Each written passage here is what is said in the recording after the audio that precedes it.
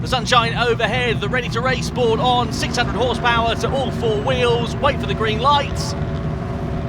And we go racing. Good start then from Steve Hill on the inside. Sluggish get away from Derek Tohill there as he finally gets the power down and slots himself into second place. But it's the number 4 Steve Hill in the Mitsubishi Evo that leads the way coming through the first series of corners, followed by Tohill then. And then it's Mark Donnelly who's right on the back of the man in second position of Derek Tohill. So let's see whether the reigning champion of Donnelly in the Citroen DS3 is going to be able to do anything. But through the left-hander comes the race leader of Steve Hill. Lots of dust being kicked up, followed by Tohill, followed by Mark Donnelly. Then it's Roger Thomas who's in fourth position. Down the bottom of the Speedway Straight and into the Brooklands hairpin they go, and Donnelly's got a point to prove because he was not quick at all in the first qualifying heat that we had here earlier on today. Finished last by some 5 seconds, so he is really going to want to be putting a strong performance in for this second qualifying race then. We're already on the start of lap number 2 and it's Hill that leads the way. Tohill goes joker then at the start of the second lap. He's going to try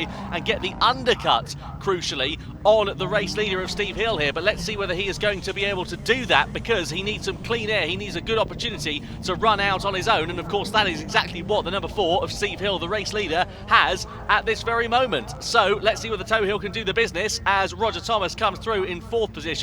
Down the bottom of the Speedway Straight we go, and Tohill is already closing up onto the back of Donnelly then in the number 1 machine. Let's see whether he's going to be able to find his way through before too long. I don't think Donnelly's made his joker as of yet. I couldn't see from my vantage point, but Hill leads the way starting lap number 3, and is he going to be able to hold on to that lead? He goes joker then at the start of the second lap.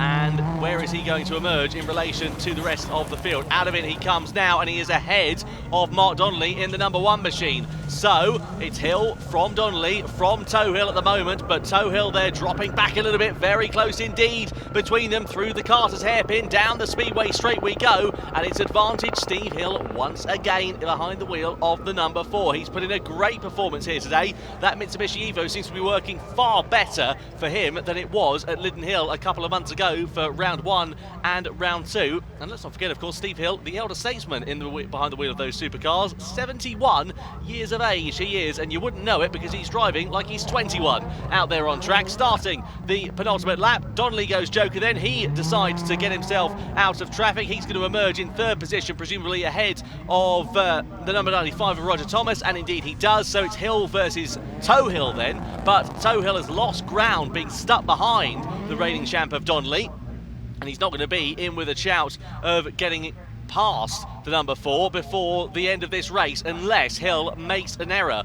Down into the bottom bend they go, into the Brooklands hairpin, and then it's into the final sector. This is where the circuit begins to pick up, and Steve Hill doing a great job out there on track. And you would imagine the times are going to be a bit quicker than we had earlier on this morning in the first heats for the supercars. It was Tristan Ovenden with a 3:56.147, which was the quickest time, but he was busy scrapping with Derek Tohill all race. Steve Hill hasn't had to worry about that. He's had a clear view out in front throughout the entirety of this one.